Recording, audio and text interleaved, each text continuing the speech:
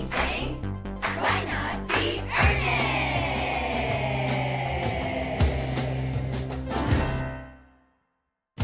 Paula, I went on one of the big planes earlier this week. Congratulations. You just Thank flew you. it around, went back to Chicago. Yeah, exactly. The pilot let me sit on his lap, and I flew it I'd around. let you do that. Take turns in the up pass, like take turns sitting up front. Well, that's what you get with a first class ticket. That's why it's so expensive.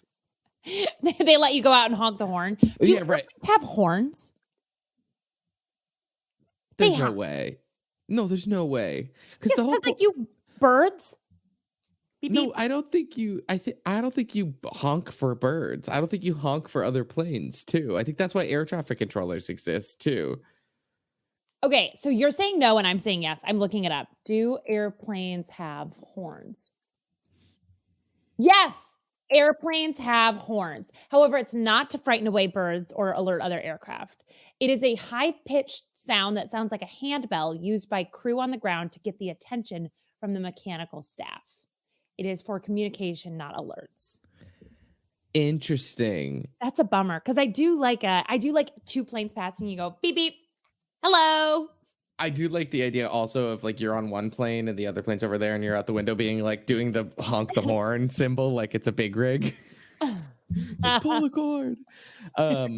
Now, what you just described is the equivalent of an upstairs downstairs situation where the master of the house is ringing a little bell being like Socrates, could you come in and make sure that I have enough tea? Is your butler's name Socrates? It was the first name that came to my head, but yes. Socrates? There's one name associated with butlers, and it is Jeeves. Jenkins. Socrates. His father was our butler. His father's father was our butler. Oh, generations. All of them. Socrates is 10. His dad is 20. Yeah. Ew, no. That's how it worked in old times. Delete. Welcome to Being Earnest, a very sincere podcast. I'm Josh. I'm Paula. And we're here to talk about the earnest and sincere news, topics, and events of the day. I just like the idea of like all these like really young butlers. And like you have like 40 generations in your house and they've all been your butler. I do like the idea of a TV show called The Young Butlers. And it's just, and they're each just like so young. And you're like, there's so many generations of butlers in here, but they all know each other. Because they're all dads? Well, I think that this is like kind of getting a little like sad. Maybe they're all brothers. Watch out for the young butlers. They run this manor. Paula, what's our topic this week? And it's not butlers. It's butlers, buttles. It is pit stop. Paula, I have been watching a lot of Formula One recently. That is just the thinking man's NASCAR. Butlers watch NASCAR.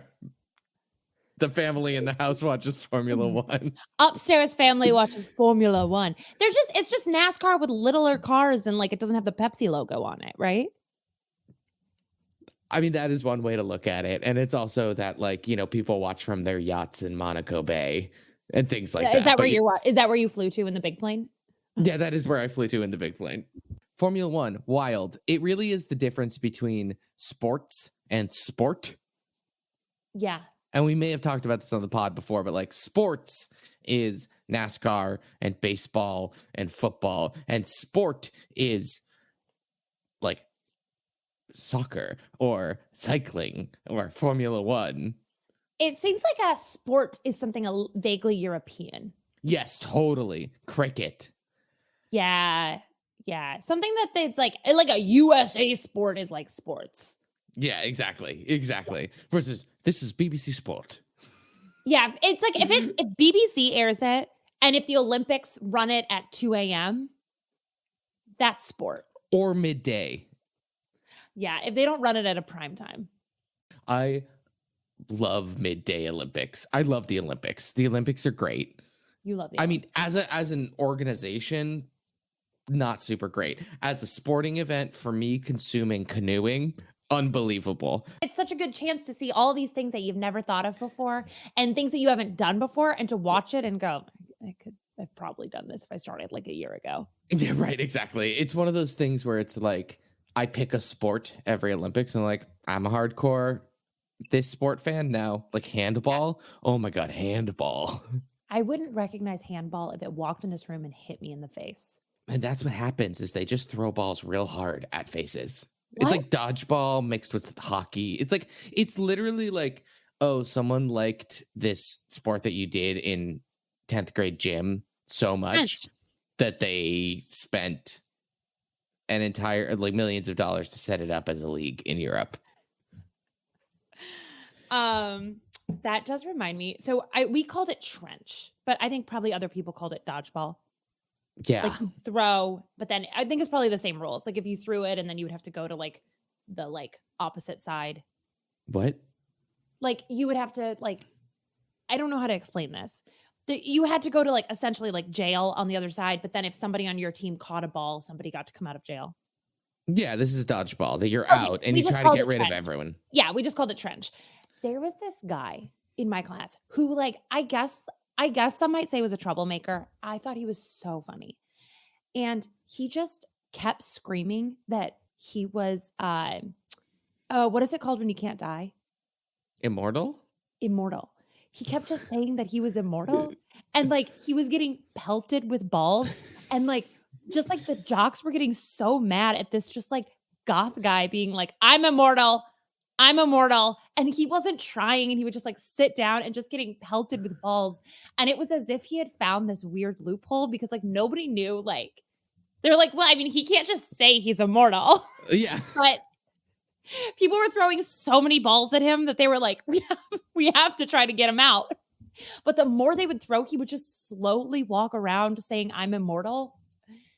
And everyone was so mad. And I was crying with laughter. Like the gym teacher would be like, you're not immortal. And he's like, I'm immortal. And there was so much anger coming out. Like he was not doing it to be funny. Like, well, he was, but like people were getting so revved up about this like dodgeball game. Like these are not the rules.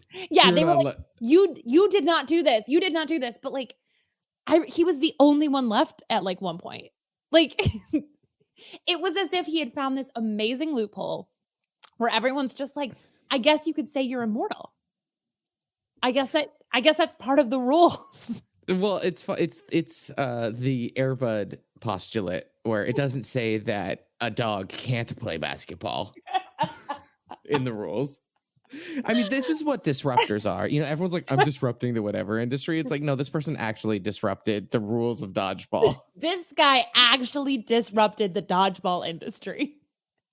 And everyone was so mad. And it was, I mean, it's just amazing if you look at it that like this guy says he's immortal and like it was an understanding of like so frustrated. What are we going to do? He's immortal. Yeah. And I don't want to make this bigger than it is, but society is built on a social contract. And when people do things like this is how dictators come to power. Well, yeah. And I don't know if he was a dictator. I was fully on his side. I don't want to, I'm not calling this person a dictator. This person sounds like they were bullied and I am 100% on their side, but it does really in a microcosm tell you that like the rules that we say are rules are 100% made up. And just because we've all decided that that's what's 100%. It was as if Jess was like, this social contract does not apply to me. Like you have all bought into the rules of dodgeball because that is what the teacher said, but my rules for dodgeball are different. And the chaos it created, like, and he just wouldn't back down. Like the teacher was like, get out. You're not immortal. And he was like, I'm immortal and wouldn't leave and just kept playing, like kept throwing balls. It was one of the best things I've ever seen. It was just like, look at how easily society can crumble. Yeah, right. Exactly. Yeah, so civilization ended not with a bang, but with a ninth grader saying, "I'm immortal." In a high school gym class. It just really makes you think like all these things that we've been told, like all you have to say is like, no. And no one will know what to do. Yeah, I mean, there are some consequences in some cases, but in a lot of cases, there's not. It's just like people are like, no, you can't do that. Yeah, especially something like this where it's like, it's not a crime. Like he wasn't like hurting anyone, but I mean, it truly caused chaos. That's wild. And the more he said he was immortal, the more like people were throwing balls at him. But the more he was getting hit with balls, the more he was like, that doesn't count. Mm-hmm. I can't get out. Yeah. I don't ascribe to your petty rules of this game. Yeah. That the man has put on me. That's wild. To have that confidence. An incredible amount of confidence. Yeah. Speaking of incredible amounts of confidence, these Formula One drivers, Paula, are just petulant man children. And it's this thing where like they'll be like, so they're on the radio the entire time, and almost every driver, I don't want to get into this too much, but like every driver has essentially like a handler who is helping them through the race. Like they're all hot, right? Everybody in Formula One's like and hot. One or two of them are like weedy, kind of like spindly boys, but they're all like hot and make a lot of money and are like little sociopaths. If you Google Formula One drivers, that is treat. Your options are Formula One drivers Red Bull, Formula One drivers Mercedes, Formula One drivers 1970s, and Formula One drivers handsome. Yeah. So they're on this radio with their team the whole time. You know, they'll want them to come in to do a pit stop, right? And they'll be like, they always repeat the thing where they'll be like, all right, Max, box. You're like, okay. And it's like, pit stop? Yeah, go to the pit stop or whatever. But what will happen right before that, or if they ask them to come in and they don't want to do it, they'll be like, you're freaking up my ass. Like, what are you doing here? Whatever. They'll be like, I can't fucking drive this car. It's vibrating so much that I can't feel my fucking my asshole is opening. And they're like, well, if it's a safety concern, you can come in, Max. And they'll be like, no, it's fine. I'll be okay. It's just like, what? And you can hear them talk? Oh yeah, it's all public. And so like they're just like swearing and like just talking about how shitty the car is. The whole time they're just talking about how shitty the car is. And on the other end, all the people maintaining the car are like, all right, well, is it a safety concern? Like, are you actually gonna die? They're like in the room. Yeah. And they're like, no, I'm okay. No. Do they ever talk about something that's like off? Like, you know, like not part of this? Like, are they ever driving and they're like, wait, what did you end up doing last night, buddy? Yeah, no, I haven't heard that before, but I do like that idea of being like, how'd that date go? Yeah. As they're like on a... Wait, like, I was thinking about you. Did you end up taking her to Margaritaville? I mean, the restaurant. It's not a euphemism. Yeah, sure. Yeah. Actually, Jimmy Buffett's Margaritaville. Yeah. Yeah, I mean, I do like that idea that like they're just catching up. You know, they've got one race a week. They really haven't talked before that point. They happen to be more distant that week. Yeah. Yeah. Wait, I never asked. How's your mom doing? Yeah, right. It's like, I do like that. I do like getting to see the drama, like kind of the petty drama going on. I do enjoy that. Yeah, totally. Not enough to watch the sport, but I like that it's happening. Well, then let me introduce you to Formula One Drive to Survive, the behind-the-scenes show that Netflix produces. What? Oh, yeah, this is how I got into this. I really haven't watched as many races as I have watched 3 seasons of Formula One Drive to Survive, where you learn about all of the intrigue and the drama and the pettiness behind the scenes throughout the entire season. Okay. I mean, I'm saying I'll check it out. I'll add it to my list. Sure. Show me the list. Show me the list. Add it. Formula One, though, is similar to NASCAR. Similar. It's similar in that it's cars. They drive fast. They're sponsored by places. Yeah, I would say that probably same is what I would say. It's similar in concept that it's racing cars. It's different in the case that the people who are watching and paying for it feel socioeconomically very different. Yeah, but the sport itself, you could just swap them out. It's just like Formula One cars smaller. There's more turning in Formula One. Logo in NASCAR bigger. There's more curves in Formula One. Yeah, I mean that's pretty similar though. I mean NASCAR's literally a circle. Yeah. And Formula One is a line? No, it's like a curvy, wiggly circuit. So pretty same. Pretty same. There's 2 drivers per team. and they don't like each other. This is the Okay. drama. Paula, you would love this. Like literally, Red Bull has 2 drivers, and Red Bull wants both of them to do well. And the 2 of them, because they have the exact same car, just want to destroy the other one because it's the only way to compare yourself to someone else.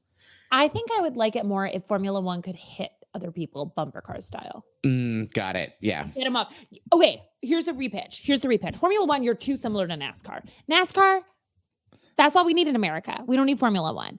We will accept Formula One if it goes full Mario Kart style. Oh, with red shells and blue shells and everything. And we can make it European. Like we can make like, oh, I just got hit by like a giant French flag or something. Toblerone. Absolutely. Yeah. Like, and oh yeah, it could be sponsored. Oh, it's raining Toblerones on me. You know, you drive by slowly, you shake up a Red Bull from the Red Bull car. Your weapon has to be related to your sponsor.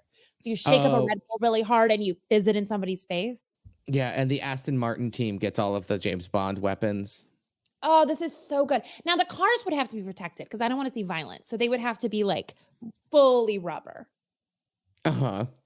So that way they can roll and everybody will be okay. Now, I do like the idea of professional bumper cars. I don't know what the rules would be, but I do like that as a sport. Have I told you my goal when the world opens? Chicago has a very robust pinball league. And my friend Heather and I are joining the women's pinball league. And I just want to get ranked. I want to be a nationally ranked pinball player. I'm already pretty good. I don't want to brag. I want to be nationally ranked, but I don't want to be so high that I have to compete. But what an amazing thing. Like at a dinner party, and it's like, tell me about yourself. And I'm like, oh, well, I'm actually ranked 685th best women's pinball player in the United States. Great. That's pretty good. And maybe they'll make a show about you, the Queen's Flipper. Ooh. And they're like, the other people are very good. And then I'm just like, I guess decent at a bar. Yeah. Paula, there's so many barbecue spots called the Pit Stop. Barbecue is one of those things that really sparks an incredibly strong opinion in just everyday people. Yeah. Like, I know my mom's from Kansas City and she loves barbecue, but at the end of the day, if you come for her Kansas City barbecue, she will end you. Like, it's better than any other barbecue, but then people from Texas feel otherwise, and people from North Carolina are like, okay, this is Carolina style. Ours is a little mustardy. Yes, exactly. Or vinegary? It depends on which part of Carolina, but vinegary, okay, yeah. That's not fair. Yeah. I'm not learning all those. Yeah, like East Carolina has its own style. Yeah, no, we're not doing that. Not in this house. Well, that's the next hour is we'll be reading through the Wikipedia article on barbecue sauces. But so this exists for a couple other foods, like pizza, very much. This is a thing. Is there another... Very defensive. Yeah, people get very defensive. People get really up in arms, especially about Chicago-style pizza. We're in Chicago. Like, people get really defensive of it or really anti-Chicago style. And really the answer is it's good for what it does. Well, Chicago pizza is a casserole. Agreed. Like it's also... I'll defend it a million years. It is a casserole. Yeah. It's the only pizza to me where you describe how many of it you're having, the unit of pie makes sense. Yeah. Because like in New York, they'll be like, I'll have 3. We've got like 10 people. We should get 3 large pies. I'm like, that's not, no. Don't say pie, it's pizzas. Yeah, it's pizzas. Pizzas is the unit. If you don't want to use pizza, it should be flatbreads. Yeah. Discs. There you go. Discs. How many circulars should we get? Yeah. not circles, but circulars. But then in Chicago, it would probably be with a thick Southern accent because no one in Chicago is ordering a deep dish pizza. Oh, no. Deep dish is for tourists. Yeah. Yeah. Or really sad days where you want a stomach ache for 24 hours. Yeah, but it would be definitely with an out of town Midwestern accent, and you would be ordering it to the Hilton Hotel downtown. Yeah, and you're like, this Giordano sounds good. I saw about this on Drew Barrymore's show. Yeah. Well, what other thing? What other regional things could we get mad about? What thing would you like to get mad about regionally? I think coffee is a good contender. Coffee's a good contender, but I think also like coffee gets so global. Like it's like, okay, well, this was made in Colombia, this was made in Guatemala. Like, it doesn't. Seattle's best. The beans aren't even grown there, honey. Yeah. What if it was like haircuts? Ooh. Where you're like, oh yeah, the only way to have a frickin' Boston haircut is if you have the buzz, baby. Like everyone has a buzz cut. Everyone in Boston. Yes. I really like that. Or outerwear. Like maybe it's like Seattle raincoat, Boston capes. Sure. Like I like the idea of like something that's like visibly like. Yeah. It's like, oh yeah, this is a jacket, but it's not a Boston jacket. Yeah. Boston jackets are made of velvet and are 5 feet long. Right, exactly. Well, it's like chowder or whatever. It's like, don't even put like we're a different seafaring coastal city. We're not like that other one. I think that's the funniest thing also is that, and I'm from Boston, outside Boston, but New York and Boston get so mad at each other, but like we're pretty much the same. New York bigger. New York New York definitely bigger. That's the root of the rivalry is that Boston's like, hey, we're not big. Yeah. But like as cultures go, pretty similar. It's not like Boston is like trying to pick a fight with Mobile, Alabama. Oh, and I wish they would. I know. I think that Boston has more ghost tours to citizen ratio than New York. Yes, I would agree with that too. That feels like a big thing in Boston, at least my Boston, chowder and ghost tours. I told you that I once took a ghost tour in Boston and it was the guy giving the ghost. So maybe stop me if I've told this. You get on the bus. We went with work. There's 2 buses of ghost tour people, right? One was, and they're dressed, the tour guides are dressed like ghosts. Okay. I should say. Now, one of the ghost tours, this ghostly man was one of the most handsome men I've ever seen in my life. Like very like probably like would fight someone in a Home Depot parking lot in Boston kind of vibe, but like so handsome. And then the other one was this terrifying woman who was carrying around a headless doll. It was talking like this. Like it was so scary. And so I like immediately am like, time to get on the hot guys bus. Nope. I got redirected and I had to be on this goddamn bus with this terrifying woman who would just walk around shaking her headless doll in your face. Meanwhile, whenever we'd get off the bus, I'd see this hunk leading his fun little tour around, acting normal. This woman get back on the bus. She's hiding in the seats. She's jumping out. I did end up getting on the quote unquote the wrong bus at some point. Well, but it sounds like that guy was skating by with the kind of hot guy energy where you don't actually have to do your job. Yeah. It sounds like this woman was doing her job well and the other guy was hot.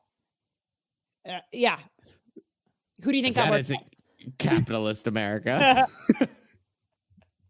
She was doing her job too well. It's like we're already talking ghosts. Like you also don't have to be scary. I do think that with these like regional food or outerwear or whatever we're doing, it is also funny to me that like certain states get really up in arms. Like barbecue debate, for example, very much like, Kansas City, Carolina, different parts of Texas or whatever. But like Montana or Alaska is like, I don't know, it's barbecue. They'll take someone else. Like, you'll go like in Minnesota, it'll be like, oh, and this is we have a Kansas City barbecue place here. And it's like, well, no, you don't. Like other states will borrow from other places. Yeah, totally. It's like, no, you have a Minnesota barbecue place that is set for a Minnesota palate. In the same way that like McDonald's in different countries has different like regional specials. And what would Chicago barbecue be? Chicago barbecue is actually kind of a thing. Like a mini kind of thing, Chicago style barbecue, because it's very like, I mean, we've more directed ourselves, and I say we because, proud Chicago.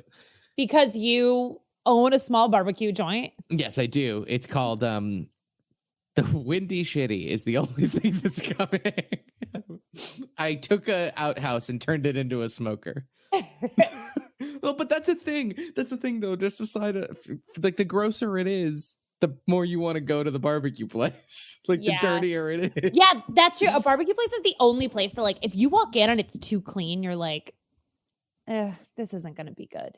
Yeah, right. I mean, literally, if you took an outhouse and turned it into a smoker, you would be like, I think I would eat there. I bet it's going to be good. I bet they sanitized it. Yeah, and they probably didn't. Like truly a barbecue place can get away with anything. And you'd be like, yeah, but it's supposed to be awesome. Some guy, it's made on some guy's hubcab. Yeah, totally. And like people line up at 4 a.m. for it. Absolutely. They're like, this is the best in the world. But if you go in there and it's like, there's like formal servers and you sit down and there's music playing and it's clean and it smells like cleaning products, you're like, this barbecue is going to suck. Yeah, no, I only want barbecue that like, if you don't get there early, when it's gone is a phrase that's described for their best sellers. Yes. You know what Chicago has is hot dogs. And we're always like, it's a Chicago style hot dog. Get in the Nissan. Time to get your hot dog. And it's like no one else is competing for the hot dog title. Oh, no one is. There's no other cities that's like, and this is our dog. Like, we're like, it's Chicago. And everyone's like, you don't have to keep saying that. Like, yeah, well, but to be fair, we're keeping the competition from ever having a chance at competing with us. That's true. Okay. So there's two types of Chicago barbecue. This is an interview with a food historian who said that the barbecue restaurants in Chicago can be traced back to the 1930s, and current day Chicago barbecue style is a combination of African Americans who came here, came north from the Mississippi Delta, and then also Eastern Europeans who came to Chicago with like sausages and boiled meats. This says, combine these two styles, and you have the city's signature barbecue items of today.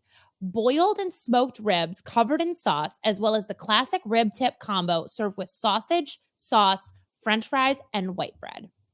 That sounds pretty good. From the type of meat used to the styles of smoker, wood, and sauce, Chicago is a divided barbecue town. Interesting. I do think that we've really like put ourselves more into the. I do think you're right though that Chicago like threw its meat hat in the ring for like hot dogs and Italian beef. Like shaved beef is more like put the beef in the bun.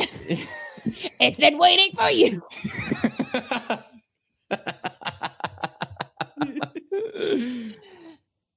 We keep inventing things, and then it's just meat in a bun. Yeah. I got another invention. That's Mr. Chicago. Howard F. Chicago. Howard F. Chicago comes out every year and he goes, guess what I made? You're like, is it meat in a bun? He's like, yeah. Chicago style meat witch. You're like, no one else is asking. This time the juices are inside the bun. I don't know why it's an old Chicago.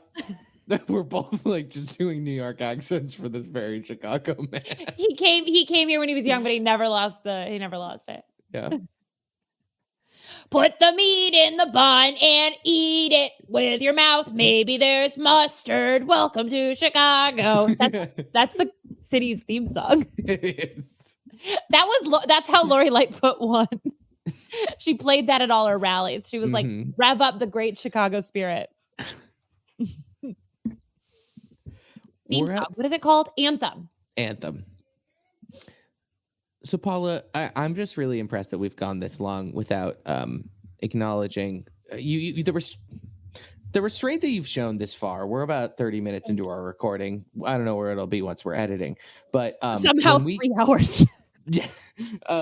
When we started talking about this topic, you did mention that pit stop was a drag race term, and I just want to acknowledge and commend you for your restraint on not just like jumping in immediately to talk about it. I know how much you love RuPaul's Drag Race and all of its spin-off shows. I love RuPaul's Drag Race and all of its So I was thinking maybe I could set a timer here, and if you could, I've seen like maybe 2 episodes of the show. It's very good, but I don't know this term.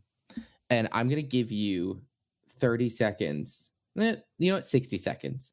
I get 60 seconds? You get 60 seconds to explain what this is, why it's important, and maybe some famous examples of them. If that makes sense. Yes. All right. I'm just going to talk about everything that comes into my mind, though. Okay, ready? Because Pit 3, Stop is the after 2, show. 1, go.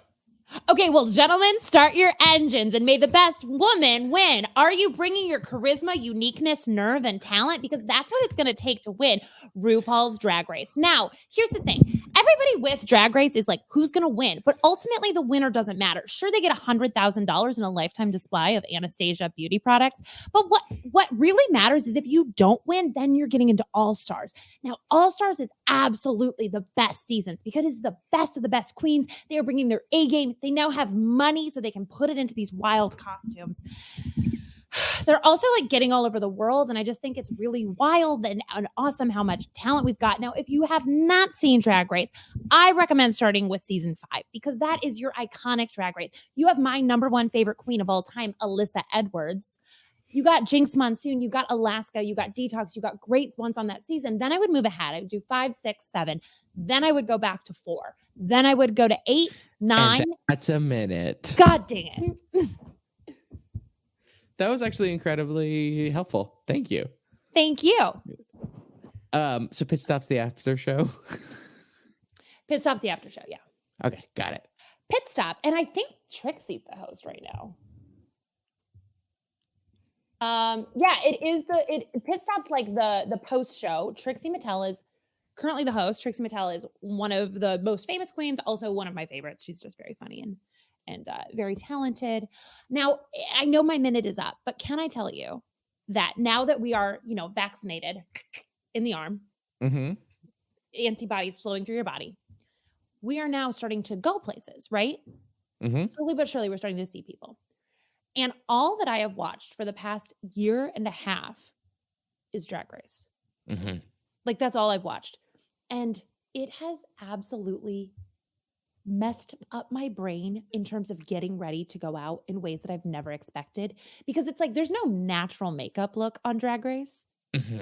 So if I'm like going to see a friend for a walk now, I'm like, oh, just a simple look, gluing down my eyebrows, drawing on full contour, like overlining the lips, hot pink eyes, full glitter. I'm like, this is what makeup looks like. I just need a form-fitting dress, a form-fitting all sparkle dress, and I need to put on my 2 wigs and it's time to go. I no longer have knowledge in my head of like what a natural look is. I think that's going to do it for us. I think that's gonna do it for us. Thank you for tuning in for another week and listening to us for another episode. We so appreciate it. We're going to do our signature segment, Earnest Moment of the Week. Imatwa. I have an earnest moment that I just wanted to share from my life, which is that the reason I was on a plane is because I got to see my family for the first time in like over a year. I got to see my parents at one point during the pandemic safely, but I really haven't seen my brother since before all of this and months before all of this, and the 4 of us haven't been in the same place for longer than like 36 hours in over 2 years. And so it's just been really lovely to be able to hug my family, and also as we're getting vaccinated and able to go out with friends, being able to like just hug friends, see friends. Also, not assuming that they want to hug, but my friend group is very huggy. So it's just nice to just, feel a bit of like connection and be able to see loved ones. Yeah. And so that's my earnest moment. And I hope everyone else is having a moment at whatever level of safety you feel comfortable with, being able to reconnect with the people in their lives starting nowish. Yeah. Very sweet. That's a good one, Josh. Thank you. There's no jokes in this one. It's just feelings. There's no jokes. And Josh's family's the best. So I also say hello. Yeah. The whole time they've just been asking, why didn't you bring Paula? They're like, do you know how much easier it would have been to record if Paula was here? Yes, exactly. I'm just making you zoom me in everywhere. Yeah, exactly. I've got a little, it's like a GoPro where you can see what I'm seeing, but then also like there's a little robot that I'm remote controlling that. Yeah. Oh no, I want to be on one of those, one of the iPads on the stand that zips around. Yeah, exactly. You went on our hike with us. It did get stuck. If you want to connect with us on social media, it's at Being Earnest Pod pretty much everywhere, or beingearnestpod@gmail.com.